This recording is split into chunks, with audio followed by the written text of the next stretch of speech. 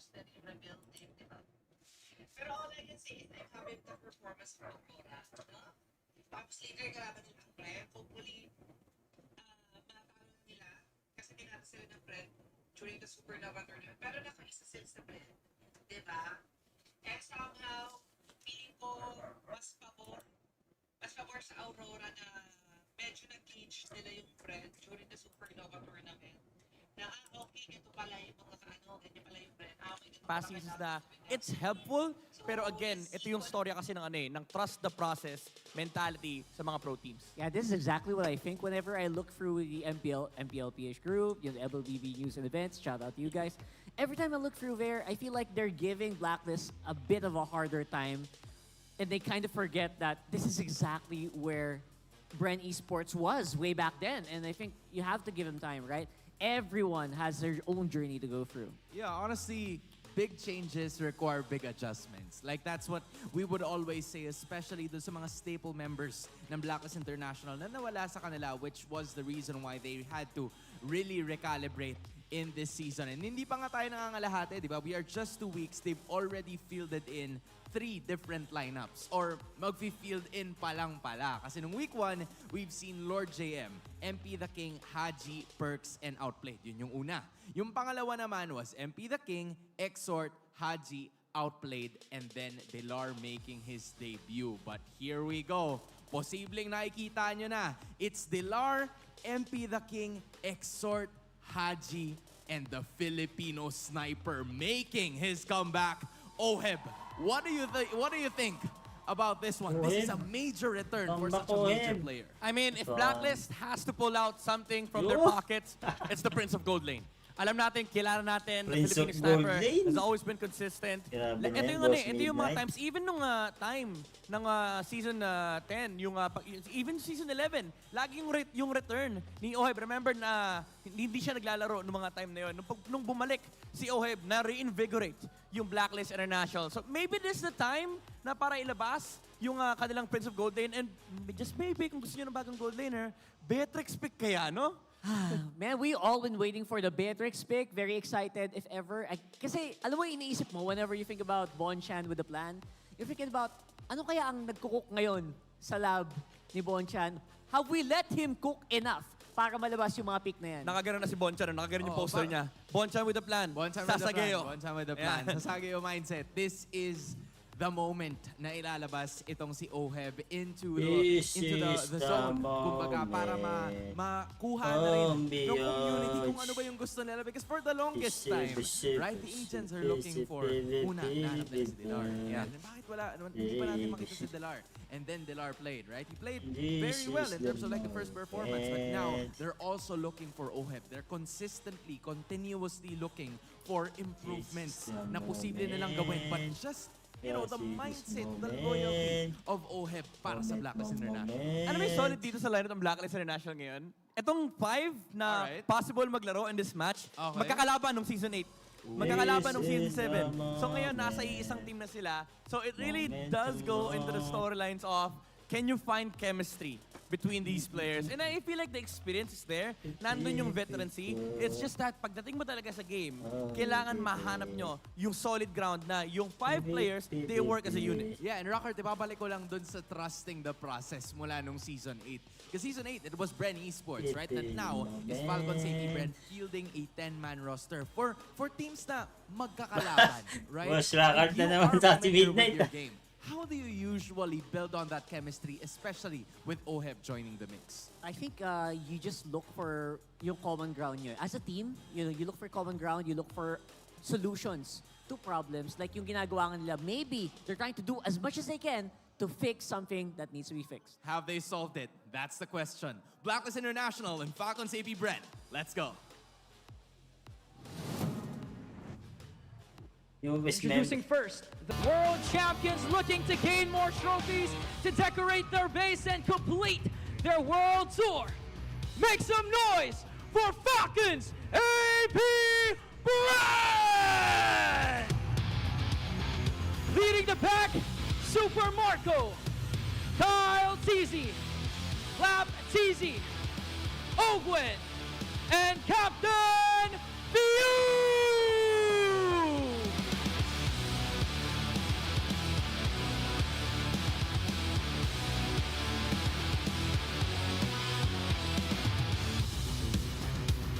is Coach Bonchan for Blacklist International and Coach Trevor for Falcons APBren.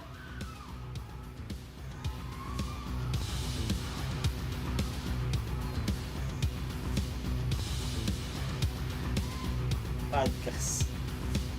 Midra. It's time for the face-off.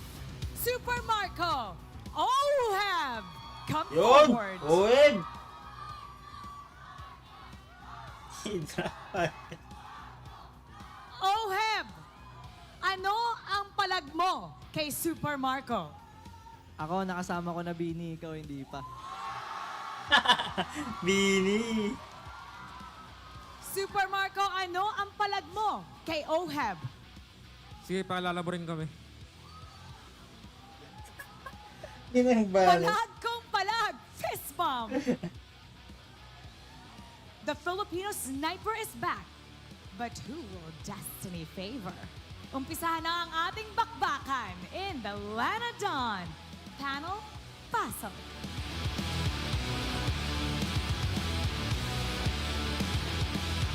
I guess we're gonna Midra give the Puskas. bragging rights to Oheb in that face-off.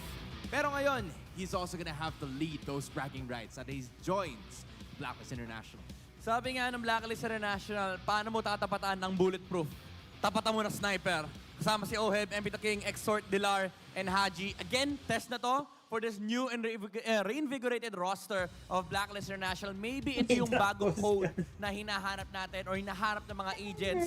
And maganda magiging magiging testing ground talaga kasi nakita natin yung shape and form ng Falcons APBren yesterday. Yeah, and by now, the testing ground, I think naging benchmark na talaga ang APBren.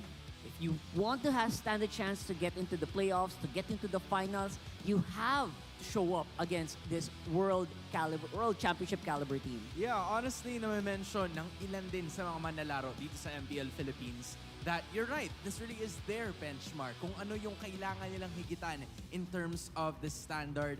Kyle TZ, pinuri ni Carl TZ from before, even si Jome, nabanggit niya na ganun din. But now, it's the Rome position. It's Ogwen and Haji. For Blacklist International, for Haji, you have to give the Filipino sniper a clear shot.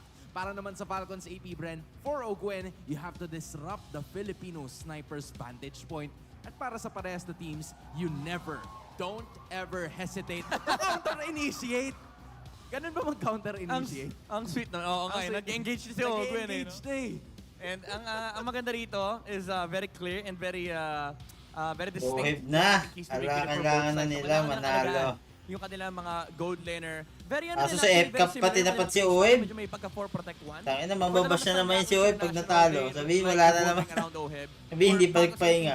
Ba't sa FCAP yung tinapat si Oheb? Dapat tinapat yung man lang kahit sa That's why ano. it makes sense. Kailangan talaga Omega. dito yung dalawang rumors for both sides. Specifically Mababash na Haji naman yan si and Oheb. Ogwen para makahanap sila ng clear window of opportunity Ay, to talaga. work with their gold laners. Yeah, for Yung the mga longest manager time, nyo. I feel like Haji has been, the one that Blacklist has been looking forward to provide yung stability sa gitna ng labanan. And then obviously, coming in from so many other roles, Haji has finally gotten hopefully into his comfort zone. And from there, it can only go up for Blacklist. Yeah, honestly, for Blacklist International, right? Just like what we've mentioned a while ago, ito na yung pangatlong lineup, pangatlong variation of the code that we've seen from the agents. And hopefully, they'd want to do something about it. But for Falcons APBren, right? You've gotten your momentum. You've had your share of wins and losses as well in this season. Nabanggit nga rin na the only loss that they've had was with Smart Omega. And at Mamba lang yata daw sila nung oras na yon. Nalasod. Yeah, in other words, nalason. So how important is this game for them to build their momentum right back? Obviously, I think they have to prove that they can shrug off yung mga bala. Nawala yung oras. Mukhang technical issue na naman to Shards, mga Mga bullet shards, shards. yung mga fragments, remove it. And I think from there, Wala again, yung oras. just clean gameplay is all they need to do. Man. Yun yung sinasabi ni Few yesterday, right? Kay ang kailangan lang nilang gawin is parang mas pulituhin nila yung ginagawa nila because there aren't really a lot of changes. Why do you think na ganun yung madalas nilang sinasabi? What is the strength of this Falcons APBren squad na parang hindi na nila kailangan baguhin? Tara, RG. I think if naghaharap ka ng magandang example, Mamaya, like Lods, your Mac nag-ano pa ako you're gonna eh. look at Falcons APBren. And alam Stream alam pa eh. nila Maya. individually, pati yung players sila, lagi nila sinasabi Wait na natin tong they made mga a few podcast mistakes na here to, and there. podcast. No pun intended, no, few mistakes. Ano na talaga, may mga, sometimes may mga ginagawa sila na parang wala sa plano or tulad nga na nabanggit ni Pandora at saka ni Ogwen kahapon na masyado na nagiinit. So, it's just, you know, a matter of cleaning up the game for Falcons APBren. Yeah, and, To. in terms of, you know, the Yun, draft that we're gonna draft see na. right now, yung kalkulado, yung kailangan na madalas naiisip ng iba sa mga Beya members agad ng kay ibang Oeb. teams Puta si Eman nga, is ginagamit ang Beya eh. napupunta TC Oeb. sa labas or hindi na nila na-execute Yeah. because somewhat at Yung some way Siyempre, banding yan. Kukunin na Roger eh. Ba't Ba't mo na nagbaban sa Roger? Pag merong gulo na nangyayari. Marami talagang Hindi outside ko factor napansin. dito. Bihirang-bihirang binaban si Roger. Nakapagpunas or nakapaghugas ng kamay. Ang kati-kati ni Si, Roger, wala Pero nagbaban. other than that, it's all Roger about the na. mental statement as well ng mga players. Kaya very important dito yung presence ng ating mga head coaches. Nandiyan si Bonchan, To. si Coach Daki for Falcons Valentina. to reset the players na okay lang yan, week 2 pa lang. Valentina Edith. Pero again, yung pressure ay definitely nasa side ng Blacklist International. I think ano yun eh, parang it's still a battlefield. Kahit anong pagpaplano mo dito, by the way, Roger first pick, kahit anong pagpaplano mo dito, stuff are not Galing mo, always eh. going to plan. And I Sa'yo ako. for APBren, they're so good at problem solving as well. One of which leads them Roger, to doom. first pick here para sa side ng Falcons APBren. Meanwhile, Blacklist International. parang Ruby? Nauuso ngayon itong Ruby na madalas talagang nilalagay sa goal lane. And yung Aurora, that usually goes in the first pick. If I'm Ruby not Gold mistaken, Lane? nag-top 1 Philippines si Oheb before. Oh, so this Ruby. might go into the gold lane. We don't know yet. Pero kinilabas na yung kabayo ni Ogwen kahapon na actually hindi rin namatay ito. Yung Oyabak ng Falcons APBren could be paired up with you know a Zask dahil open pa rin naman yan. Actually, I'm very surprised na hindi nga first pick ng Falcons APBren and hindi rin kinuha ng Blacklist International. Although the Juicin is banned out, so this is a very good spot for Falcons APBren to pick up the Zask for few. But instead, again, very methodical yung draft ni Yan na Coach naman Trevor yung ano dito. ng Bren, no? Talagang hindi sila hindi sila nagpapabulag doon sa mga parang... Wala silang pake kahit kunin ng haya. They're more on the Sustain na composition. naman ang Nakita natin gagamitin ito ng kahapon, super parang immortal. Yung Ginawa na highlights. nila kay Demon kay Tata to What happened kahapon. yesterday, 2 layers. You know, you take out 1 layer of the high loss, good job. But what do you do the next layer of HP? Yung nagiging problema, and again, teams are having a hard time dealing with it. Ultra Heal eh. Revitalize, Netherrealm, Glorious Pathway, may movement speed pa. But MP the King once again goes for the joy. Yun yung tinatawag natin na but wait, there's more meta. Yun, tinanggal yung mga rookie, binalik yung mga veteran. Dilar, Haji, MP the Just King, to tamp Oeb. down and just to bring down a single hero. But I think one of the ideas here for the side of Blacklist International Uy! is they want to give a better Putang ina na matchup, MP, ah. hopefully, para dito kay Hoeb. Kasi in terms of Roger na nakalagay sa gold game, yung Kala niyo maghahaya ako, ah. medyo No, no, able ka sa no. early game. But with the Ruby, I feel like you can have a fair shot at it, right? Yeah, I mean, meron ka namang early aggression coming out from Mag-delay Blacklist ako International. I'm just para concerned maitaka kung baka sa i-flex kasi high ng Falcons APBren yung high-loss to XP and then pick up a Tigreal. And Ooh. Tigreal just shuts down yung joy aspect ng game dito ng Blacklist International. But I Golden do like Ruby the to, respect Golden though. Ruby. Tinagal pa rin ng Falcons APBren dito yung Angela dahil alam naman natin gaano kadaya ang Focus Angela to kayo, Joy no? combo. Literal na Focus pag kay- pumasok yan, hihintay mo na lang talaga mamatay yung kakampi mo. Joy. Tapos he's gonna be able to dash That's out. it. But then again, may flex factor pa rin naman yung Falcons APBren. Blacklist, they removed the Nathan, assuming na pwede kasi mag-jungle. Itong Roger. Yup. And I do feel like may possibility pa rin na kumuha ng Claude dito ang si Super Marco. So there's still a lot of choices here for Falcons APBren. Eh, I Son! really agree na pwede Ay, i-flex hindi mo yung muna si high loss Dexter, na ah. into that XP, then maybe add in a Tigreal or maybe a Minotaur. Like, sige, hilain mo kami. It's like a challenge. Hilain mo kami. Yeah. Good luck dealing with it. Pabor pa sa kanila kapag nalatag yung I am offended and it goes to the Yeah. other side. So that should be something that Blacklist International needs to be working on. But instead of them flexing it, just like what Rockhart mentioned, sila ngayon ang magtatanggal niyan. They want to put the Ruby in a position to be in the game. I think I like this. This is I think Falcons APBren expected this. Tinanggal nila yung Minotaur and Blacklist Siyempre, International. para They know that Tigreal komportable si pick is Haji. gonna come up. That's not essentially good against Faramis and Hylos. Kasi yung Faramis mag-purify lang, yung Hylos literal na pwedeng tabihan yung Tigreal.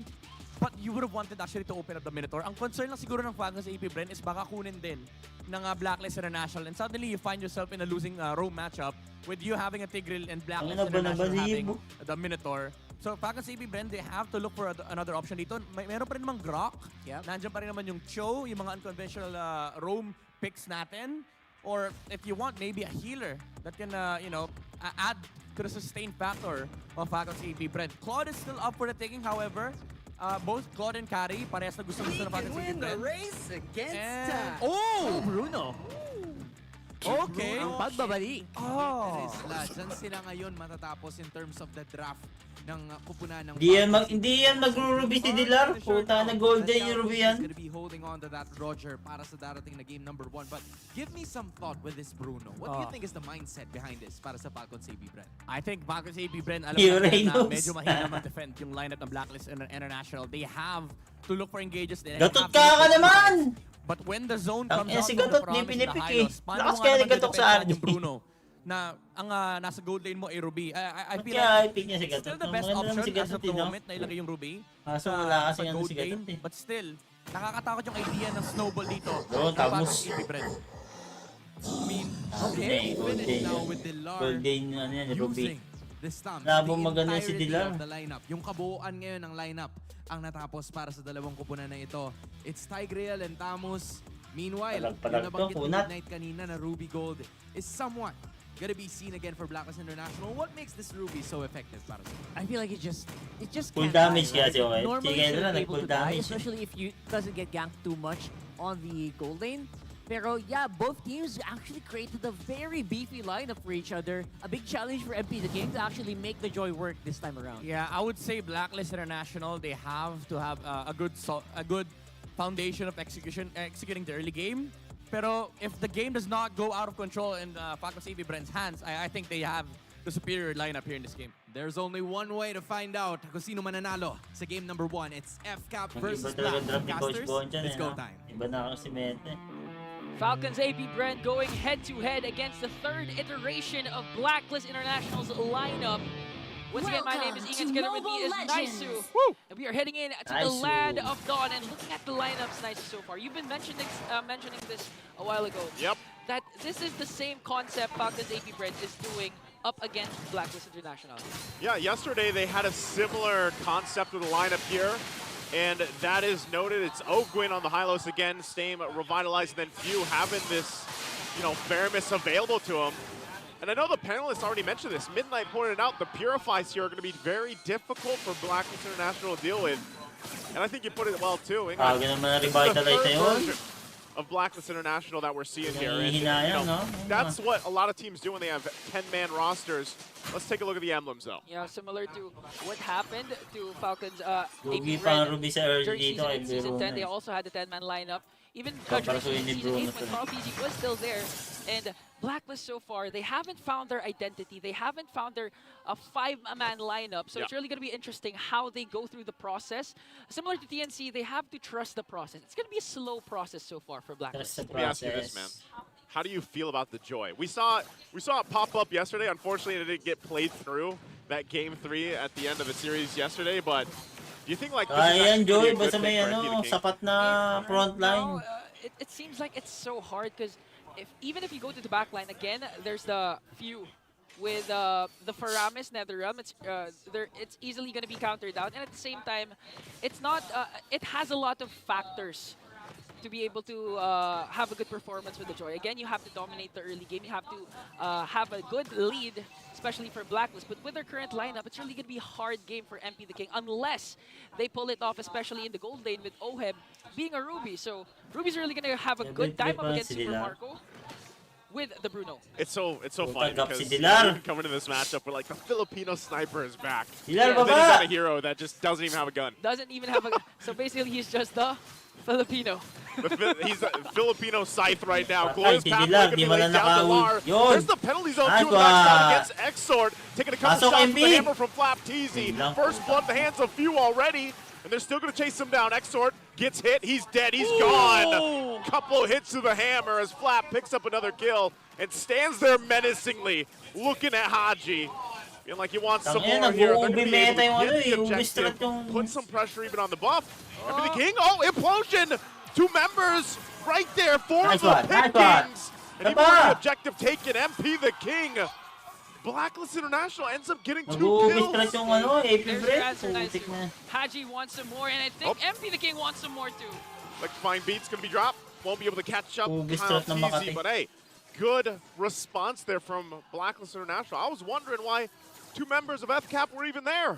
I think the concept was they wanted to delay MP the King, especially since they already got 2 kills and at the same time the Turtle. So as much as possible, they want to extend the level gap between the 2 junglers. But don't forget, this is still Haji. Yeah. The KDA machine alongside Oheb, who came back after a week and a 2-day break, sitting on the bench for Blacklist. And so far, so good. They found their trade even after FCAP had a very good start. And looking back, Owen, with the high loss, the glorious pathway, casted right on time. As well as follow coming in from Flap TZ.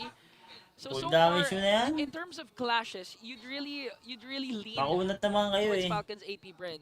Baka po But sige for sa some reason, damage eh. Blacklist, with those isolated clashes that they get, it seems like they can always find an answer. That's what they have to do. I mean, if you're looking at the lineup that they brought to the table, there's got to be a response from Blacklist International. And so far, you know, with what FCAP just did, Blacklist International kind of evens out what those last, that last turtle fight ended up being. And so really, eyes are going to be on MP the King. How does he utilize the Joy? How does he get farmed up here? And how do they find an answer to deal with the Purifies, that Hylos combination? Part of it might just be displacing themselves. I mean, they have a very fast lineup that they can use. Joy is that hero that, typically you see just kind of zooming around, especially when the electrifying beats are popped. Oh. But even with that, Turtle's going to be up here in about 10 seconds. You're going to try to set things up. Go in. Set. What? The pull from Few. I don't think they get anything, though. They're just going to set up for this objective. Surprisingly, MP the King's actually the 1 level ahead prior to Kyle TZ reaching level 8. So far, MP the King still on the roll with a 101 KDA. A while ago, if you can recall correctly, FCAP got the Turtle, but again, the trades coming in from Blacklist was there. They also got 2 kills. Nice one. And this time, a yung lot of flap. pressure coming in from Haji. I mean, they said it in the panel. It's really going to be a hard setup coming in from the Stigreal. Hard setup yun, pero set mo lang na set. Ganun din yan. May Ruby naman eh. On the Thamus, kind of the front line. Haji, look at this, already brought to half health. Energy! The fight, Glorious Pathway dropped down. Naunahan Penalty zone though, gonna force them back a little bit further and chasing them down on the pathway. They'll get frozen a little bit further, but Kyle Teasy on the hunt, jumps in with a Lycan Pounce. Nice one. Pa. Haji falls, and they run to the tier 2 turret. They're gonna get sandwiched in though, as Few still looking for MP, picks them up with the Ghost Bursters. And that's tough. Objective also secured. Unahan na sila eh. Bago sila makasit. How do you play Gusto against yung buhay. Unahan nyo na. Paramis, Hylos, and Terizla combination? I mean, you've seen it yourself. The layering of skills was on point. They didn't cast it, the ultimates all at the same time. Yeah. It was proper timing, starting things off with the Glorious Pathway, then a good follow-up with the penalty zone coming in from Flap, connecting onto 4. And honestly, the Nether Realm coming in from Few was just a bonus. They didn't even need the Nether Realm at that point. It's like an extra layer, We're going to look at the replay here just in a second, brought to us by Infinix. Look how this unfolded. This is actually the end. After everything you just explained there, Ingan, everything was beautiful. And even at this point, they probably could have pushed this a little bit more, but they end up just saying, nah, let's get MP. Let's not make a mistake like we did in those first few minutes of the game. Yeah. And right now, FCAP really capitalizing on the lead, making sure that all their micro mechanics will translate to macro objectives as well, getting a tower onto the top lane. And MP the King, so far, if you're MP the King with the Joy, this is as much as you can do. Just really try and split push.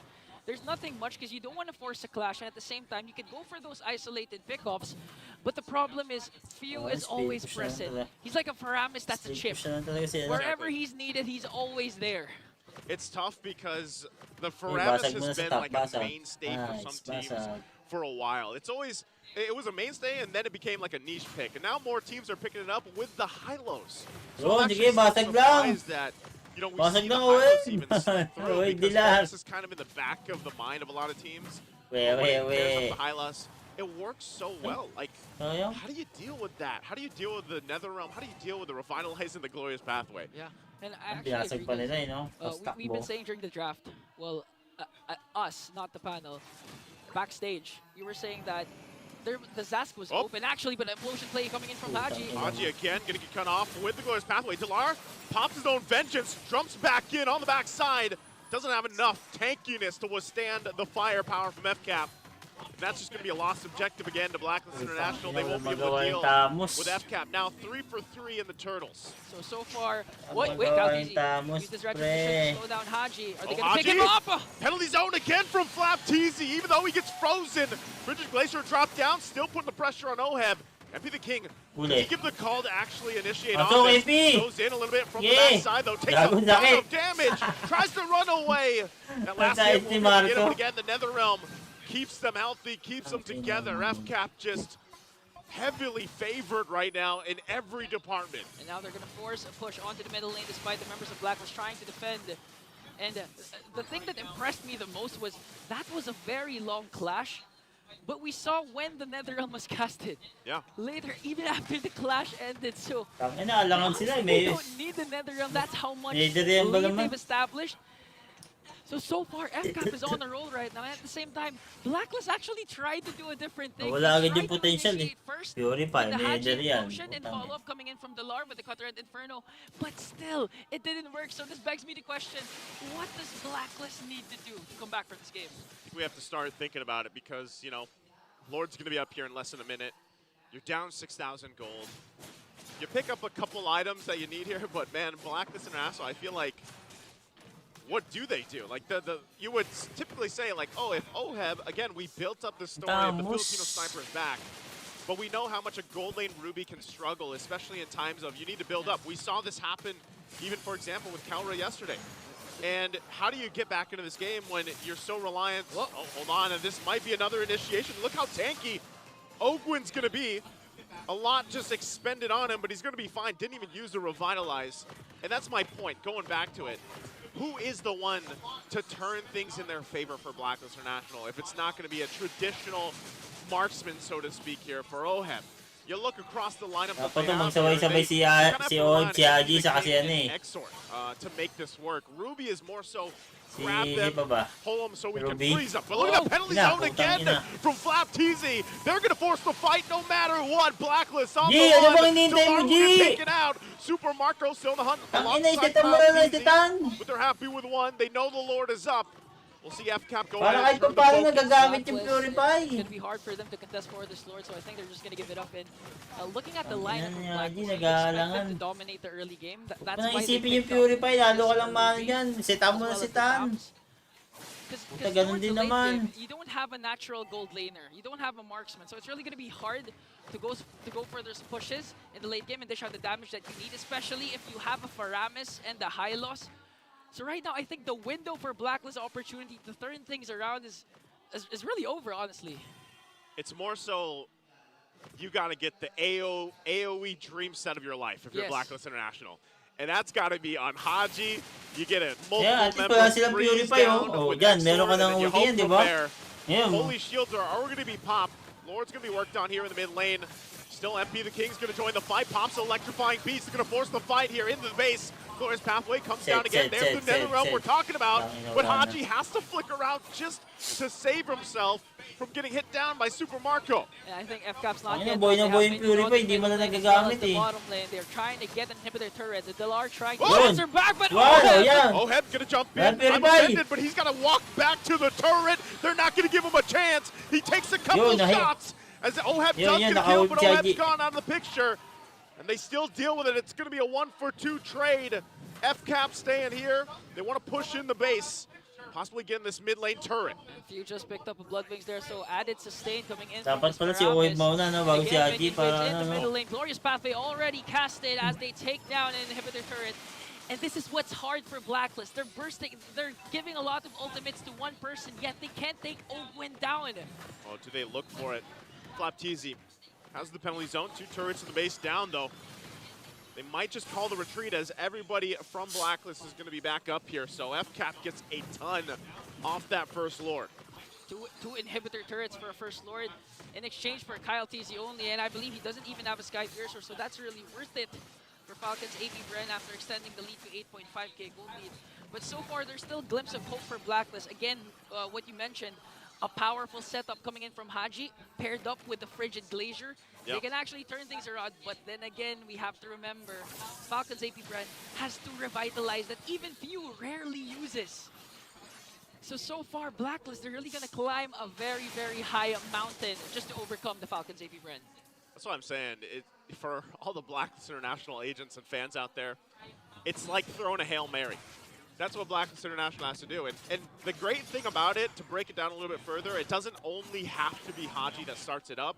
It could actually be OHEB. And we've seen this on base Oo, defenses huwag muna before kaya with Gold Wave papasukin, Ruby. no? Para You go magamit point yung where, Purify. you grab multiple members with the Kasi si Oy, maganda naman yung kay second skill ni Oy, ikot-ikot. Lakas na makano nun. And that might be enough crowd control time to, let Exort and MP the Tapos King work Aurora. together with their kits and get favorable team Sa fight maganda going. na pagkakalapag. But again, it's a huge wish, it's a huge Hail Mary that they have to make work.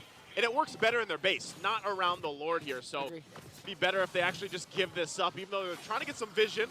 Lord's already going to be secured though, and they might get forced to fight. They always have to be conscious of that glorious Buhay na pathway. naman yung mga I think Purify. Falcons APBren's gonna do this by the book. Wait for the Lord instead of just using the glorious pathway to chase members from Blacklist. Because right now, all the flickers for Blacklist side is still up. So far, we might Execution see lang kaya yan the eh, game-ending kaya crash yan, once his Lord execution. comes. But at the same time, I do May palag agree, pa, may even if palag the pa. setups coming in from Blacklist connects, is the damage though going to be enough?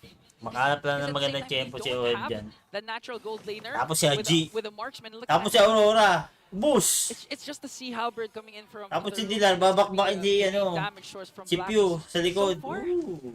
I think it's really gonna be hard at defense as the Lord marches in the middle lane. Set na! Who's gonna set up first? It's Okay gonna lang be yan. FCAP, but the glorious pathway will be casted. Gonna be dropped down. OHEB goes in Ano, with the full sito. lead. Yan, Trying to collapse MP. down on Super Marco. Super Nice Marco one, MP. finally gonna get taken down. Yan. Frigid Glacier gonna be dropped. There's the implosion we were talking about. But do they have enough damage to follow up? They don't, as the base is worked on. And FCAP will take game number. Falcons APBren yung game, their lineup was really superior in on behalf of the towers na binasag ni Super Marco. I'm sorry, pero talagang nag-objective lang. Medyo kawawa kasi mga tore, napagtripan ng Bruno eh.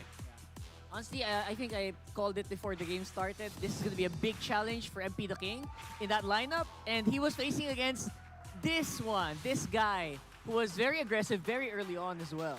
I mean, we've had our reasons. He probably had his reasons now that he is hailed as the MVP.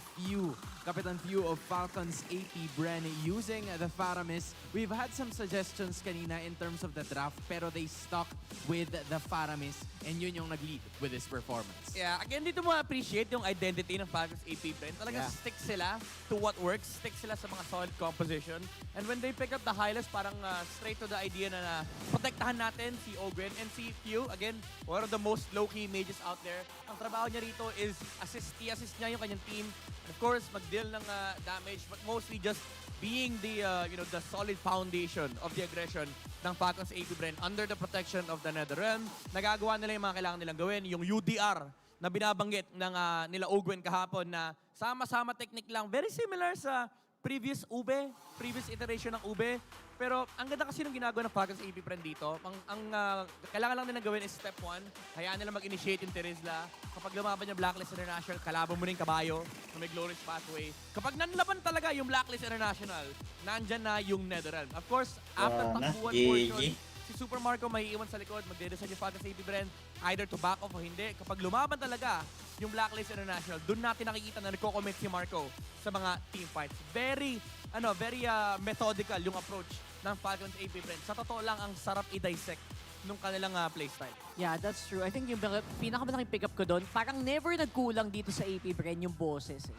Yung bosses na, si Few pag nagsasata na yan, kita mo sa camera pa kanina, nonchalant, very chill na. Oh guys, ito gagawin natin. This is just another day at work. Rome boots, mate! It's very clean to watch. Yeah, and honestly, kung sisilipin mo din kasi yung the way that they executed, it's Dapat always pala na gano'n na si Yoib, no? Warax tapos tag build, no? Para kahit papano, no? Nakakaikot siya ng second scene. Na yun lagi yung nakakasalubong nila eh. Yung huling laban lang yata, yung huling team fight lang yata yung oras na nakita nila si Super Marco. And then all of a sudden, for the entirety of this game, it was always Ogwen that's meeting them at the door. Yeah, honestly, sobrang stupid nung interaction kanina sa may mid lane nung nag-Netherrealm si Few. Kasi nahuli si Ogwen eh. Diba? Nahuli si Ogwen. 10% HP by the way. 10% HP, Glorious Pathway, Netherrealm, Revitalize, pagtapos ng Netherrealm, 50% pa yung HP ni Hylos. May I remember elegant that. gem din kasi. That was actually pretty insane. That's something you wouldn't notice in the middle of the fight. Pero ang laking bagay nun. Basically, parang kang semi-umuwi sa bahay. Di ba? Ginamit ng Blacklist lahat. Tapos after lang lahat ng effort nila, 50%, yun na yun. Kalakaran lang sila ni Ogwen palayo. That is the exact Yun na yun. story, which is the reason why he is the sandbag of this matchup. Kasi nga siya yung unang nasasalubong and siya rin yung nag-take ng utmost or ultimates coming Wala in man from the lang rest of sandbag the sa members. Blacklist. Pero dahil doon, he was also dealt as someone with the most assists coming from this team. Kill participation. Almost 50% of the damage output. Exo, ng Blacklist 25%. Kabayo pumunta. Puta na, walang And to impact. think na one death lang si Ogwen for the entire game. Again, under the protection of the Netherrealm. Yeah. Ang ganda rin lagi ng pwesto ni Few. He's always in a position to be able to save somebody if alanganin. Whether it be Kyle TZ, si Super Marco, even si Ogwen liligtas niya. Si TZ may sariling buhay yan. Si penalty zone flicker talaga yung gusto niyang gawin. Pero even then, kahit yung mga ganong initiation, nakikita mo yung Paramis nagsha-shadow walk na parang, sige, subukan niyo pala yung Terizla, Netherrealm ko yan. Yeah, and there was so much more freedom for Few to actually do other things on the map. Like, not just hold on, activate Netherrealm, then your job is done, right? Talagang he was also the biggest source of damage para din dito sa Falcons APBren, aside from, obviously, Super Marco, who had to take his time to actually chill out and farm up. Yeah, and kung tutusin, they've had a decent matchup down there. Itong si Oheb and si Super Marco. But just, look at the tower damage. It's so weird to see Ogwen Is this true, Stone? having Chinepi-chepi 19K lang. in terms of damage. Pero ganun din naman yung gusto niyang i-relay with Few and Ogwen. A total of at least 78,000 damage healed para sa kupunan ng Falcons APBren. Ito yung banana peel na hindi talaga ma-break ng Blacklist International. Ano pa na, yung stats din, dadagdag mo pa sa damage taken yan. Right. So, parang more than 100,000 damage output yung sinalo nilang dalawa. Actually, si Ogwen alone, sumalo ng 100k plus damage output from Blacklist International. We're so glad you're here because we leave the math to you. Pero ang nakita rin kasi namin as of that moment was just too much damage. You're right. Kasi 78,000 damage nga lang yung nakita natin in terms of the stats. But you also have to add the extra layers to that. So if you're, Blacklist International as of this moment, there's been a lot of variations that you did. Pero I feel like there have been some situations in terms of trying to handle yung double marksman na setup nga ng kupunan ng Falcons APBren, especially with Few and Ogwen manning the mid-strat. Yeah, I mean, it's not just a double marksman, it's also a Roger plus a marksman. Alam natin yung Roger ngayon talagang very staple sa meta. It's because of the fact that he can use the Warrax, Thunderbolt without having to suffer the penalties kasi nga fighter talaga yung pinaka-role ni Roger. Kapag tinignan nyo yung unang category, yun yung nag-a-apply.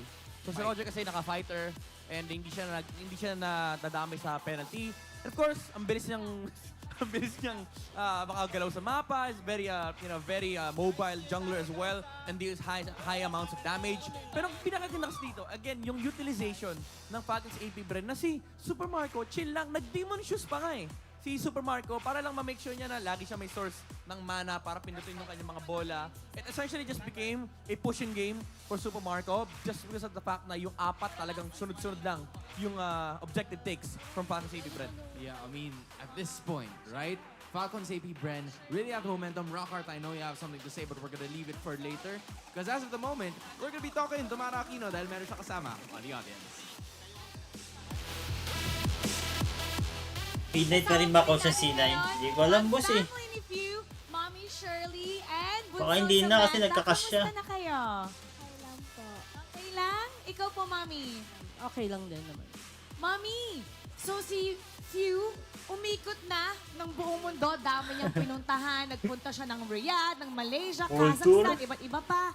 So pag nag-world tour po siya, na-represent ang Philippines, nakakasama po ba kayo? Parang yung dalawa. Hindi po. May So, work kasi.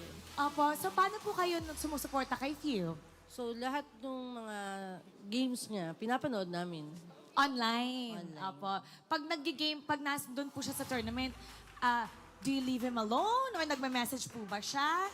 Or talagang focus siya sa laro? Nagme-message siya, tapos nagme-message din kami, good luck sa games, pray lang, ganyan mga ano.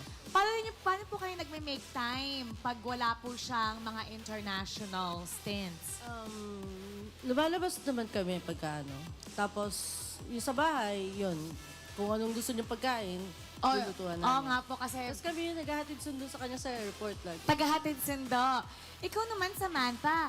So, kwento mo sa amin, okay? Gusto namin malaman. Ano ang pasalubong sa'yo ni Kuya Q nung pagbalik niya nung Riyadh? Mga pabango po and chocolate. Pabango! Ang dami ng pabango sa Riyadh. Anong, binigyan ka ng mga chocolates? Gagawin Sino sila. mga paborito mo, chocolates? Opo. Nung pagbalik niya sa Malaysia, anong pasalubong niya sa'yo? Pabango lang din po and chocolate. Pabango and chocolates! Okay, how about nung pumunta siya galing Kazakhstan? Diretso na siya eh. Ay, oo nga pala, dumiretso nga pala doon. Oh, ano pong gusto niyo sabihin kay Few? Anong gusto mong sabihin kay Kuya? Good luck po sa games. Good luck sa games. Kayo po, Mami Shirley. Same din. Good luck sa games and then aim high pa rin tayo. Sana makapag-M6 naman sila. Sana. Mami, natutuwa kami tuwing nandito ka. This is Paldo, your first time si ngayong Pew. season 14. Pero alam ko, last Paldos. season, lagi kang nandito. Lagi, lahat ng seasons. Lahat ng seasons, lalo na nung playoffs, 14, we always Nani, saw you. Thank si you so Mami. much for always supporting. So ngayon, babalik na tayo sa ating laban. Sabihin natin, pasok, okay? Paano? Casters pa. Pasok! Casters. Dogo. Maraming salamat, Tamara, and of course, Fuse family. Man, sabi ni Tita, mula pa lahat ng seasons, pinanood niya si Pew. Season 1 pa si Pew. Nagpapani pa si Pew dati. Andito pa si Carlon. Andito pa si Carlon. Andito pa si Ikaw din. Carlon. Kasabay mong manood si Tita. Alam mo sa totoo lang, pwede niya sabihin eh, since season 1, pinapanood ko na si Pew. Sige, we'll give you we'll give you the Pagkain, floor. guys. Diba? Yeah, thank you, guys. How does it feel to watch Pew from season 1 to season 14 and how has his development as a player transformed him to be, a multi-champion sa iba't ibang parte ng mundo? Ang part 2 ba to ng interview? Anyway, I feel like, Why not? you know what? Starting from season 1, I don't always talk to these players. Pero, pag nasa bahay ako, sino ba inaaral ko sila din, di ba? Pag nasa, whenever we go on meetings, sila din pinag-uusapan natin. So I feel like I have a connection with a lot of the players, almost all the players here in the league. Kasi, isa sa puso mo dapat yung alam mo tungkol sa kanila eh. And you have to translate it into the game, and you have to translate it into a good story. Kaya, honestly, probably they don't feel the same way about me. Pero honestly, I have a high respect for all the players, and I really treat them like all of them as like mga kapatid na din. Yeah, probably be the alpha na season 1, season 14 pinapakita, and he's the leader to a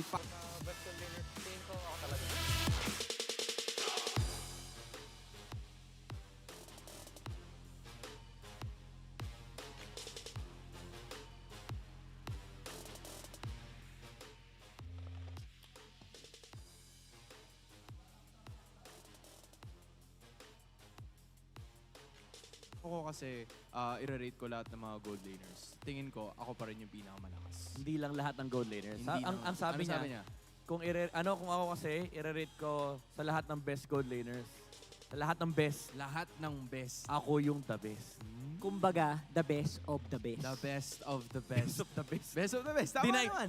paano? Panay best of 7 ni Marco eh. Oo, lagi. Sabi niya, sawa na ako sa best of 7. Best of the best na lang. Diba, lagi nila sinasabi, 3 best of 7 sa loob ng isang buwan. Oo. Sinong kayang gumawa nun?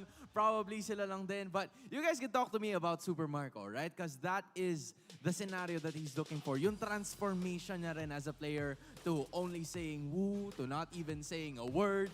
Yeah. Pero ngayon, we start to see him come out of his shell and really showing na siya talaga ang pinakamalakas na gold laner. Honestly, again, I would say this, so I've said this so many times before and ulitin ko, paulit-ulit ko sinasabi to, Super Marco is the best macro-oriented gold laner.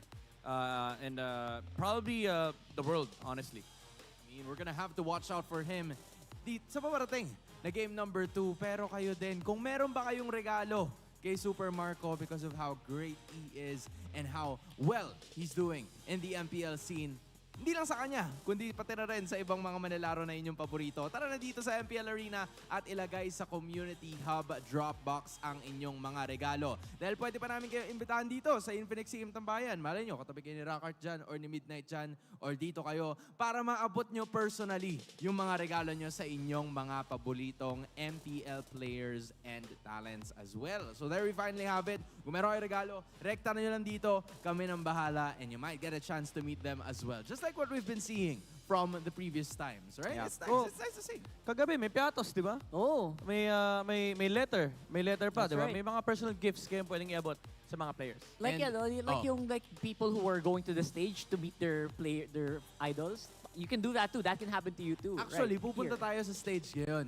Well, not necessarily the stage, sa audience area. Because this is your time, MPL Arena, na to give us your freshest look. Dahil naghahanap tayo ng Index Salon Beauties. Would like to thank Index Salon for giving us this fresh new look. Rekta mo dun sa kabila. Tingnan natin si Midnight. Alright, I see it. Drippin'. Aura 10,000, Rockheart. Alright, I see Bagong it. ano yan, Beautiful. bagong treatment. Bagong index. Bagong index. Akala niyo sulit Ayan, lang may liwatan index, ha? natin ngayon sa mga nagagwapuhan at nagagandahang audience natin Ayan na. dito sa MPL Arena. Give Alam us kong naririnig nyo kami. the freshest look. The freshest. Give it to us. Busy si Madam. Busy si Madam. Busy sa pag-support. Ayan, oh, very cutesy, very demure, di Ayan. ba? Pakita nyo na ang inyong mga freshest look. Di ba may mga ano pa yan? Visit. May mga ano pa yan, may mga Ayan. dinidikit pa sa mukha, yung mga heart Oo, shape. Tama. Oh, yung mga smile. Ayan. Ayan. Fresh face. Uy, Rockart, halos parehas kayo ng kulay ng buhok. That's so cool. Nice. Ayan, maraming salamat sa Index Salon for that one. I love it. I love it.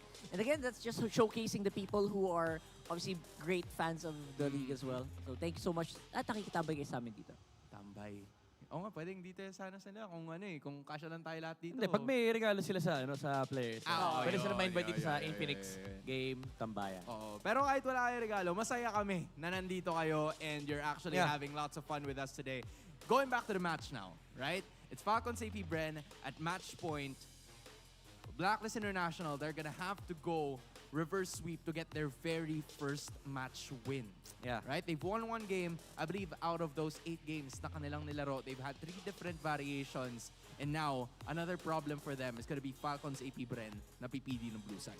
Yeah, yun nga mauulit yung pwede mangyari nung game number 1. Again, yung first pick selection, napakataas ang priority niyan. There's a lot of heroes to flex. Yung mga Zas, mga Roger, even some other teams, they're still doing the, no Zas care at all. Na parang, bahala ka dyan, Zas. Mamaya ka namin pipick. Yeah, honestly, I feel like that's one of the things that I had, low-level thinking lang. One of the things that maybe kinulang sa draft kanina for Blacklist is I'm trying to look for the source of damage aside from the MP the King, right? Because their assassination potential was low in the late game, mid-game. Early game pwede, pero yung late game, I'm thinking about it. I'm hoping for a better shot. Alright, this might be it. You're asking for a source of damage. Yun. Yeah. This is probably it. Hari. Ganda. Yeah, this is something na hiningi natin kahapon. Whenever you see a Roger, tapos bukas yung Harit and Hylos, you pick it up. Now, Blacklist International does it against Falcons APBren. Smart. So, medyo curious ako kung ano yung ka-counter ng Falcons APBren dito sa Hylos. Some teams have experimented with the X-Borg. There's a little sample size to begin with, so di pa natin alam kung gano'n talaga siya kagana. But there's definitely a lot of options still available for Falcons APBren. Number 1, nandiyan pa rin yung Arlot na pwede nilang gamitin versus the Harit para meron kang displacement para sa Zaman Force. And also yung Claude. Yung Claude ni Super Marco na pwedeng i-pick agad the first phase. It's gonna be a good matchup versus the Harit and also a late game solution versus the Hylos. Yeah, you'd love to give commendations as well to Coach Bonchan, just like what you guys have been mentioning over and over again. One of the best counter drafters dito sa larangan ng MPL Philippines with the Harit and the Hylos. But for Coach Trevor, they're gonna be picking up the Valentina and the Terizla. So, quite determinant na. Kumbaga, alam mo na kung saan pupunta yung tatlong heroes na yan. Well, except for the Roger, but for the Valentina and the Terizla, you know where it's gonna go. Yeah, I love it because it's preemptive. Also, in case the Blacklist thinks about picking the Faramis, right? Which could work very well, Ooh, I like but this. they're not gonna go that route. Ko? I mean, as we've said, Patay pala mic ko, gagi. yung Valentina and Teresa determinate na, pero I'm not so sure Shout kasi out, last Boss match James they played Lebron. Teresa Rome. on Ogwen. So there is still that possibility. Oh, yeah. Tapos kuha sila ng explainer. But yeah, I mean, fundamentally Usually, speaking, right? fundamentally speaking, this Teresa would go to EXP. Tapos kuha sila ng mga Minnow, ng Grok, ng any counter engage versus the Harith. I mean, Chips always banned in every game, honestly. So, wala yung teleport factor na pwede manggaling si Chip. But again, there's a lot of options left for Ogwen for him to choose from. But Blacklist International, ang question dito is, may ipit na naman ba si MP the King? Because this is what happened to MP for the last 3 games na ipit yung kanyang hero pool. They were forced to go with the Joy last time. Nung game 1, pinili nila yung Joy ng 3rd pick. Now, Nolan is gonna be removed. Congratulations, Mary Joy. Assume. Let's go! Good job, good job. Yeah, good job. Grabe, cum laude. Ano Magna, no? Cum laude. Pero you have to love it. Congratulations. Ano yung cum laude? Sabi nga ni Cartesi at ni Kelra, wag na wag yung kakalimutan mag-aral. Tama. Kasi yun din ang ginagawa nila para sa kanilang draft, ang Aral. So last two bans for both sides. I think Claude is a tempting ban. Ooh! Interesting. They let go of the Claude. Well, baka iniisip nila, baka hindi worth it iban yung Claude kasi may choice pa rin. It's either the Claude or the Bruno once again. Tapos paresa na naman ng Fagnes APBren ng defensive hero. Something like, maybe get a page from Aurora's playbook. Kunin nila yung Bruno Matilda for Fagnes APBren. For me, it doesn't feel like, you're right, parang hindi na worth it mag-ban ng Marksman because there's so much variation and so much viability for Super Marco here. Joy na naman yung naiwan. It's either Joy or Bane, honestly, for MP the King. Unless may iba siyang balak gamitin na rito. What's open? Julian? Doesn't feel nice playing Julian into Teresa though. Yeah, so you know what? Okay. You know what? They're gonna go with the next board first. We're probably quite sure now that They're they're Hylos na naman. Hylos again. Yeah. Right? Kasi roam position, si Haji with the Jawhead. We're still gonna figure out kung ano ba yung gagawin. Ano pa? Edi Bane? You guys mentioned Julian. Nisip pa kayo kay Bane, no? Probably, Bane but yan. not so much. But you also have the Bane and the Joy as well. Na kanina, medyo nabigyan nga ng problema ang kupunan ng Blacklist International when they used it. So I think Bonchan needs to dig deeper in this bag here. I think Claude is so tempting here. Pero pwede ba rin naman again yung Matilda Jawhead? Kapag naka-purify silang dalawa, mahirap huliin for the Jawhead, no? Bane Alpha! Pero super Lakas tempting Claude eh. Parang kahit umabot Lakas man debuff ng Alpha. doon sa mobility ni Super Marco. Unless kunin nila yung Minotaur. Minotaur Claude? Maybe? Oh, Moskov. Interesting. Moskov. Alright, that makes sense actually. And para naman dito, I'm thinking about the jungle possibilities. What's a great MP the King special? Bane? A Bane is great. Kaso may Mino eh. Mino Teresa Moskov. Okay lang yan. Lahat naman kinaka-counter ng Mino eh. Oh! Okay. Okay. Now, that's a spicy pick there. MP the King gagamit na naman ng Lancelot. I'm not sure if this is the first time we've seen him use it this season. It isn't. For him, yeah. For him, yeah. Right? But I like it, honestly. I like it. Lalak lang yan na Wala Roger eh. masyadong CC aside from the penalty zone. And of course, yung Mino's Fury, although may sibat naman si Moskov. But the thing is, almost everything na pwedeng ibatan ng Falcons APBren is dodgeable by the Lancelot, by the Thorn Rose. And again, that's one less problem for Blacklist. How do you reach the gold laner? And that will make it a lot easier for this lineup to actually do what needs to be done. honestly, MP the King, you'd love to see it because he can sort of like evade and there's no clear hold except for the Minotaur na hawak nitong si Ogwen. The question is, can Falcons APBren get a sweep and get more points on the board, or will it be Blacklist International going for Game 3? Rekta na tayo sa casters. Woohoo! MP the King picking up a new hero, Lancelot this time. And for me, this Lancelot is more of an MP the King hero alongside the Ling, the Fan, as we've seen him in the previous tournaments. What do you think? Way better than Joy. Yeah, I mean, for sure. I'm not knocking his Joy, okay? I don't like the hero in general in the current meta. And I haven't seen it be too successful. So, Lancelot, on the other hand, this is, more fitting for MP the King, more fitting for the lineup that they brought to the table, too. And the Jawhead's done great, too. The way I look at it, Jawhead's been relatively good. They locked into Hylos. Yeah. So this is probably the best draft that they're going to get with this. Now, can they execute it? I guess that's the question. Yeah, the first thing to do for Blacklist, obviously, is to really dominate the early game. This is a Harith going up against a Moskov. And we should expect OHEB to dominate up against Moscow, especially since they have, as you mentioned, the Hylos and the Jawhead that can actually... Speaking of Jawhead, There's a toss right into MP the King. Oh! Ogwin, she's not going to be able to escape that. MP the King will grab the first blood. Great synergy there, I would say, with the toss. this is what we're saying. The Lancelot. This is the identity of MP the King's OHEB. Almost picks up Super Marco, but Super Marco was able to evade. Oh! Wait, all right, he's fine. He's fine, he's fine. Delay. Bulletproof Marco we're talking about. But Haji, though. Haji waiting around the corner. He might go in for this.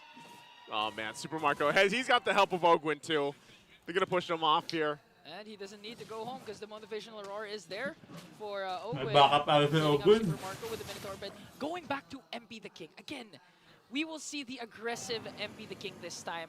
Before, especially during week 1, he's been using the different kinds of heroes like the Nolan, even the Bane, which he's known for. But this time, this requires more micro mechanics. And with MP the King, we know how fast panalo. He can do it, definitely, but again, you're talking about Kyle TZ here. Pinakamatagal na panalo laro. If I recall Panalo ka gabi, Liquid ID. right now in the league, Mukhang hindi na yun. around 10, malabo na yung chansang mabalik sila Yawi sa lineup. And he only has 2. So pag ganyan nagpapanalo yung mga ano. You know, trained very, very long. Mamaya may laban ulit ngayon, second game. Meta that we had before as that first turtle is already going to be grabbed. Pag nanalo yung sa RR2, So Blacklist is wala na, malabo na makabalik sila Yawi. On these early turtles, utilize Bangko na naman si Yawi panikurado. Ideally, you'd like a cross map. Nakadamay siya dun sa... But the problem is this is bulletproof. Sa 5. Marco, whoa! There's a toss-up again. Everything in the kitchen sink thrown at Ogwin. This is what you want from Haji, the veteran with the Jawhead, when in fact this is actually his second role in a Season 14. But look at that, the Frigid Glacier will be casted, but still alive for a few. It was actually the Valentine. I forgot he was using the Valentine. Pinakamatagal na rin I know. Philippines. He's going to matagal, take that haba ng ultimate, post most of the time here. I just think it's funny too. We have a full packed house in here, and it feels like we're watching a thrill movie, like a thriller.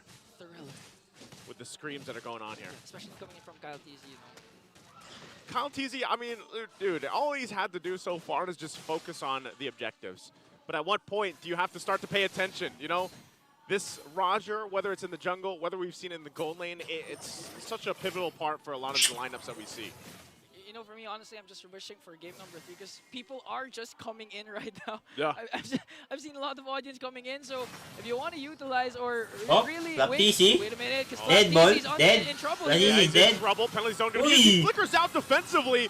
Glorious Pathway going to cut him off, though. Won't be able to retreat from that. They're going to knock up a huge one with the Neoid Fury. Haji has to flicker on the defensive, and now Jamar could be in trouble.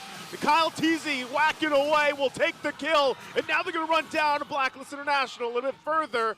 It's a trade, though. 2 for 1. Haji could be next. They even the score. The 2 for 2 trade. Blacklist was supposed to win that trade, but after the kill coming in from Kyle TZ, again, it evens out. And this is what I like about Ogwin's Minotaur. They always have an opportunity to counterattack. Even if Dilar charges with a glorious pathway, you're going to think, are you sure you want to charge up against Ogwin with a Flicker and Minnow and Fury? I think that's just a decision you make. Once that pathway is dropped down, if it's not backward, you commit. You got to full send it at that point, and I think that's exactly the game plan here for Blacklist International. They're going to set things up. Turtles up. You can also see Few grabs his own pathway. So we'll see how which of these teams decides to use such a strong and valuable ultimate, especially around the objectives. Okay, so I think this time no Blacklist wants to contest for this turtle, as 4 members again are here for both teams. But then again, we can't forget Super Marco has the Spear of Destruction, so anytime Bulletproof Marco can actually join in the fight. That's what they're going to go for. Turtle's going to be started up here too. You can see there's the toss-up that we're talking about into the Frigid Glacier. MP the King will get the turtle, and they call for the retreat. Oh, that Spear of Destruction missing, will not be able to join the fight. So hey, Blacklist International gets an objective, and they hold on to 1,000 gold guys. FCAP's plan here is to actually make a cross right after getting out red read by MP the King with the Lancelot. OHEB is still aware of this. That's why he's still playing safe. And at the same time, Haji again with the chemistry that these two players have built. They know that FCAP will play around the gold lane now to gain an advantage once again. That's why Haji making sure to take care of Oheb. Oheb actually has a bit of a lead too in that gold lane. You can see this. Bottom turret's already going to go down here, so MP the King will be fine getting on out. But he has that Starlium Scythe too, so it looks like Sparkle's going to kind of respect that power spikes that's going to come through. Oheb will continue to lead, at least for now. Again, that's what you think of Harris. But we'll see how it plays out in some of the team fights later on. MP the King, he's going to get chased down. What a huge catch with the penalty zone from Flap Teasy. Prediction by Flap. Sinulo niya Flap. He used the flicker blindly, now concealed from Blacklist. Interesting. Ogwin and the rest of FCAP squad is ready for this. But going back, I hope we have an instant replay because Kung umalis sa agad siya, nung tiniis-tiis pa niya. Tiniis-tiis pa niya yung banat ni Flap eh. Nagka-Roger. Amazing, again, showcase of what these players on an individual level can do as well. And MP the King thought it was fine, you know, but even given that, maganda ba? Talo nga kanina. It doesn't tend to be the case, so ngayon, game 2, medyo maganda. Getting a little bit of these, you know, kills here and there across the map, it kind of whittles down that gold lead that Blacklist International just had moments ago, and now the Turtles going to be up here. Last one of the game. It's 1-for-1 in the Turtles. Who's going to grab this next one? A while ago, it was Blacklist with amazing steal coming in from MP the King. But this time, FCAP, they don't want to make the same mistake of giving MP the King his momentum to bounce back. Haji has to be the main factor here for Blacklist to set up a beautiful ejector and unstoppable force combination. So far, FCAP still holding their ground against Blacklist. You see that 1v1 action going up top too. Ultimate drop. There's the ejector we're talking about. Into the combo once again. Their own glorious pathway going to set up. The Spear of Destruction doesn't connect to join the fight. And MP the King bobs and weaves through. We'll be able to find a 1-2 down for FCAP. Turtle still for the taking. Kyle Teasy working together. Through the backside, forcing MP the King back, but he can't catch up to him as he gets punished. And Kyle Teasy will get the objective. So once again, it's a trade for both teams. 3 kills for Blacklist for a Turtle that they had to give up because of few. Bangon Pilipinas, bagong muka. Is it worth it though for Falcons? I think at that point, that was the play that they wanted to do because we can't do anything else than just to see. Well, let's go ahead and take a look at the replay here, brought to us by Infinix. And look at the replay. I actually thought that Haji throwing Ogwin was him helping Falcons the crucial thing was that the Spear of Destruction did not hit. It missed by like how many pixels? A hair. Let's just say it was a hair, or a couple pixels worth. Yeah, a hair from Leo. Yeah. That short. That's tough. Yeah, that was really tough. Oh, you were asking if it was worth it, you know, at least, like, does FCAP, you know, they get that last turtle, but they end up trading 3 bodies for it. I think even at that moment, Kyle Teasy was just like, you know what, everybody, you guys do your thing. I'm going to get this objective, and then we'll readjust from there. I was supposed to say something, but... And now Blacklist actually leading game number 2 here with a 2.4k gold lead, and looking at the items, so far, MP the King has that Thunder Belt, so you can expect him to be a little bit more tanky and at the same time have that true damage. But the interesting thing for me though is the Hylos not picking up a Thunder Belt, because we've seen numerous times, and especially in ranked games, that most of the time even Hylos no Thunder Belt ba? Si Dilar lang ang gumagawa niyan. Hylos is a really tanky hero. Maganda yung laro, wag nang malas. Instead for Dominance Ice. Again, I get it because you have the motivational role also coming in from Ogwin, plus you have to deal with Super Marco's attack speed. Yeah. I mean, part of it too is they've got enough damage. Blacklist International, even Exort, just picking up the Divine Glaive. Hindi siguro ari kasi masyado ng Valentina. That Delar was going with, and you can kind of have some flexibility with it this time around. Look at the control that Blacklist International will have for this first Lord here. Okay, now Flap Teasy. Preso na agad siya, G. Tapo mo na, G! Now finds out where Itapo mo lahat na nasa harapan mo. The last 2 neutral objectives. Gamitin mo yung lakas. Starting things off. And now with this flicker, pagkatapon mo, sugurin mo. The KDA machine can actually make a player and extend Blacklist's lead by taking this Lord. See if they do it. Flap kaya mo yan. Sabay paalam. Things from FCAP, Ogwin, and Flap. Where they go and how they respond, because it could be Haji that starts the fight, starts everything for them. Hindi mo na yung makuna, Tipyo. Holding on, still revitalized too, so half health nearly on the Lord here.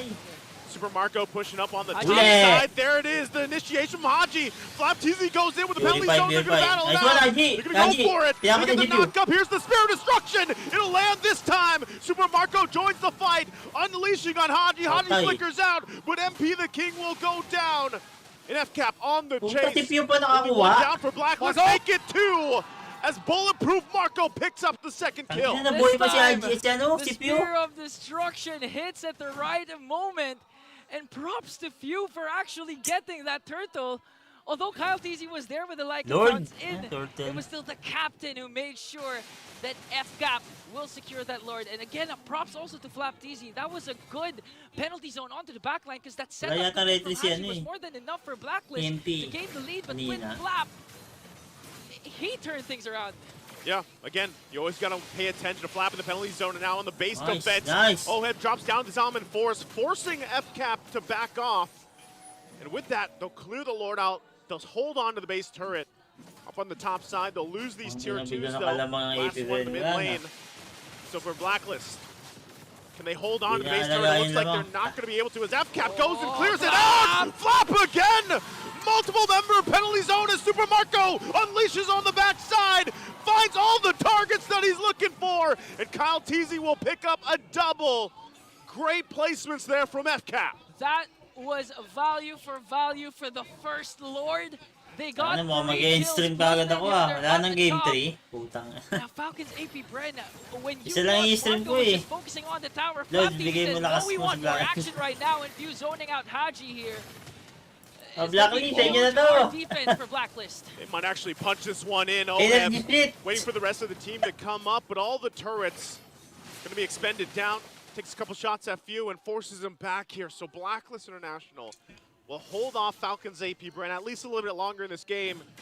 But look at the items here. Look at the Ay, hindi difference nila in terms of mag-thunderbird, EV no? economy now. 6,000 gold ahead for Falcons APBren. This is where you don't want Core item ng ano, di ba, Hylos? Moskov, you're hard towards the late game. Moskov is really leading. A couple of one core item left for Super Marco.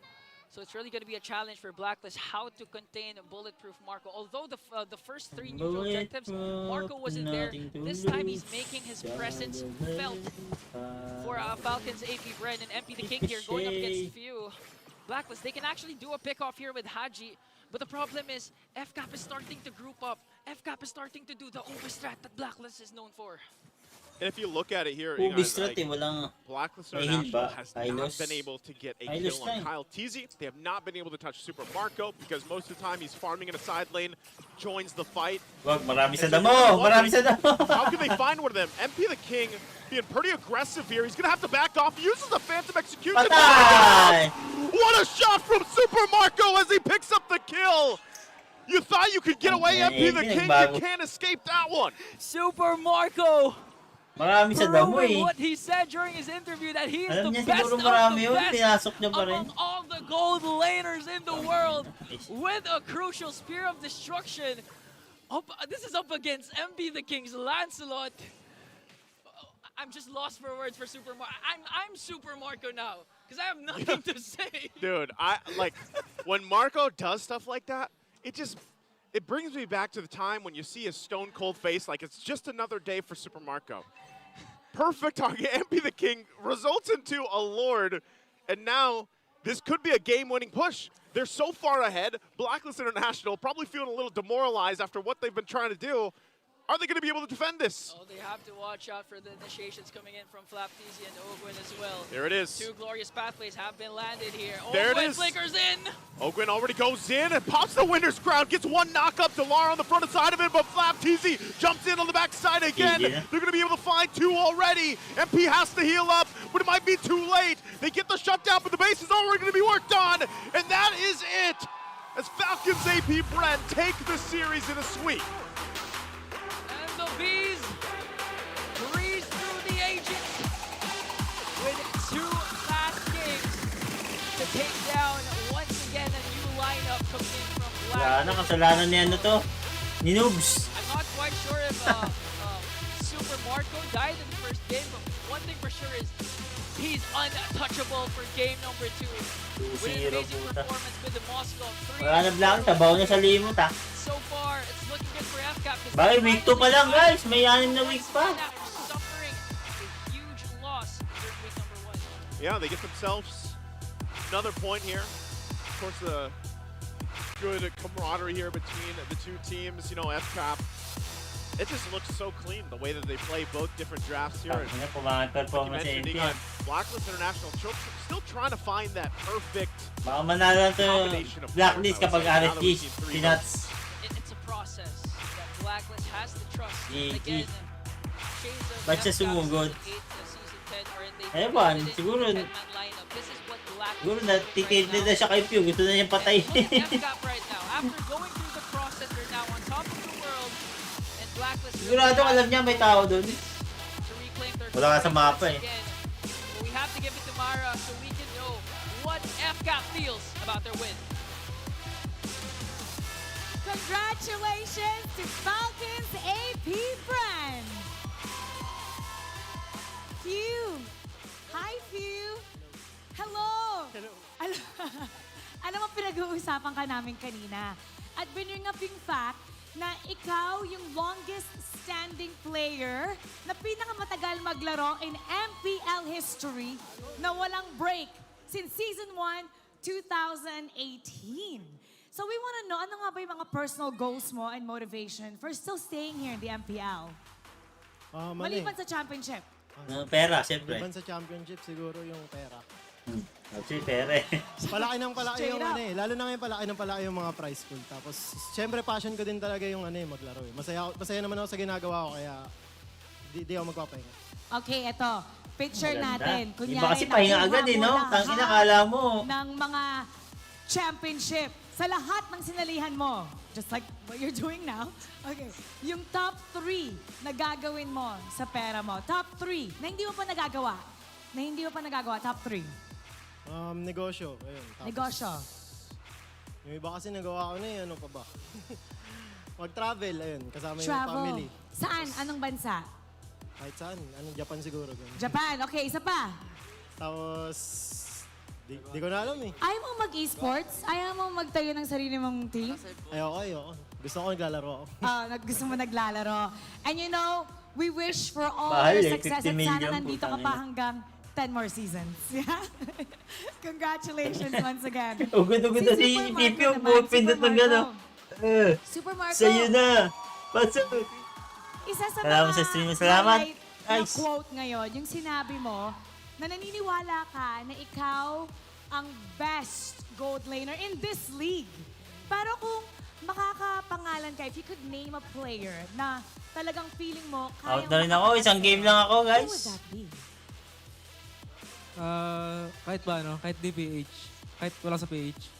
Sige, in the Philippines and outside the Philippines. Sige. Sa Philippines, si Benecuti. Benny Cutie? Tapos, pag outside the Philippines naman, si Eman. Si Amen. Okay. Well, you know, next week, you're gonna meet Benny Cutie next week, TLPH. Meron ka bang Ayaw mo gusto si sabihin Kelra. sa kanya Naku, na baka hindi magalit ka pa si fun? Kelra. Gold standard eh. Wala, galingan namin. Galingan natin. Sobra pahinga ang Blacklist. Pati na may Puta, coaching pa, pati regroup. na Regroup na ka na, Pati regroup na. eh. And we have the MVP of game number 2. Can you guys guess who it is? Let's take a look at the screen. Let's go. Congratulations to you. Is there anything that... Intisip na pang Meron ka puta. bang gusto sabihin sa lahat ng ating mga manonood? Salamat sa mga nanonood dito. Napakadaming fans. Sobrang saya maglaro pag maraming nanonood eh. Tapos happy birthday pala kay Ate Doc. And kay Ate Happy Claudette. birthday! May habulin lang akong isa because next week, makakalaban nila ang TLPH.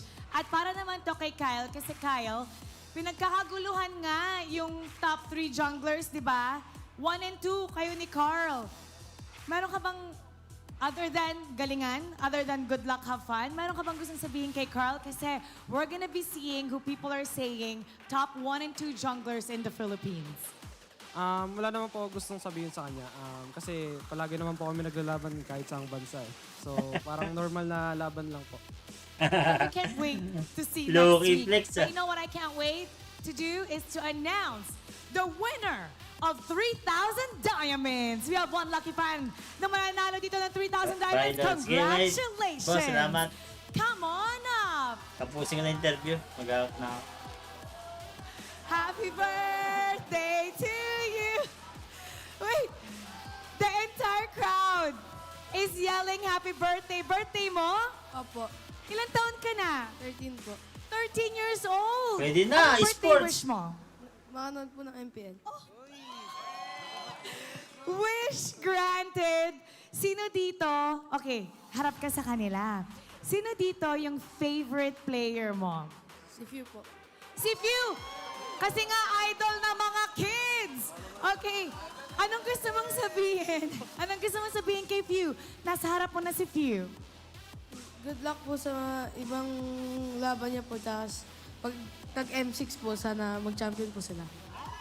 Thank you. Bakit nga ba si Few yung... kwento mo kasi gusto namin ito malaman eh. Bakit si Few ang idol ng mga kids? Kasi po, naglalaro po siya season 1 to season 14. Tapos, kaya ako po siya naging idol kasi every time na nanonood po ako ng MPL, siya po lagi nakikita ko. Siya palagi, tinan mo, effective na nandito kasi in season 1. So would you say he is the GOAT? Opo. The GOAT. Okay naman, Few. Birthday niya ngayon. Anong gusto mong message sa kanya, sabihin sa kanya? Because ang wish niya is manood ng MPL sa birthday niya. Natupad to ngayon. Ngayon, nakikilala niya ang kanyang idol.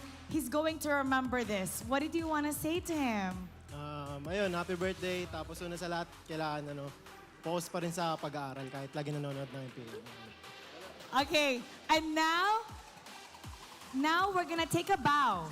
We're going to take a bow. Eto, you're gonna take a walk of victory with the team.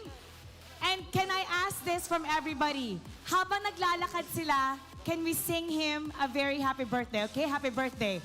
You may now take your bow and take your walk of victory. All right, everybody. Happy birthday to you.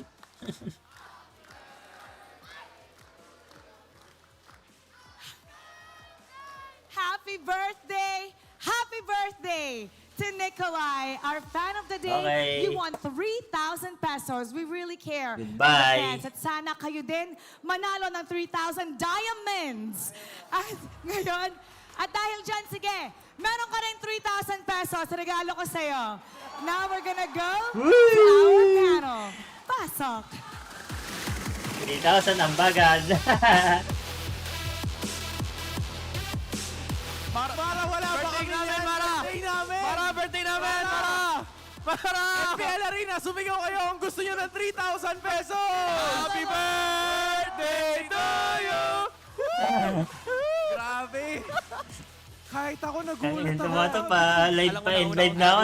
Pag nag-birthday ako, i-message ko si Mara Aquino. Tama, birthday ko ngayon. Pero parang birthday rin ni Pew. Kasi 2 beses siya nag-MVP sa larong ito at na-sweep nila ang kanilang kalaban using the Valentina this time around para sa Falcons APBren. Alam mo, ano pa rin talaga low-key eh. Di ba? Parang hindi mo masyadong mapapansin. GG na, GG. Yung fundamental playstyle dito ng Falcons APBren, specifically yung kanilang mga player, Pew, Flap. Actually, ang hirap pumili ng MVP.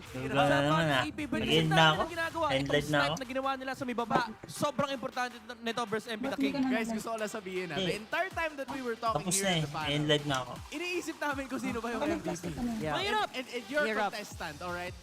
Ano yung sunog? We've seen the matchups, right? Sunog. In your case, sino ba sa tingin nyo yung MVP aside from Pew? I feel like for me, I feel like Yan Super yung Marco did a kanin, great hinamo job of at avoiding the Lancelot. Ben, may Lancelot sa laban. Hindi madali yung ginawa niyang basically became unstoppable or unhuntable in the game. And in addition, you'd also have to give a commendation, I feel like, for Kyle TZ. Kasi Nakalugo pa nga. play, diba? 5-0-2 itong si Kyle TZ bago mag-umpisa yung teamfight na yan.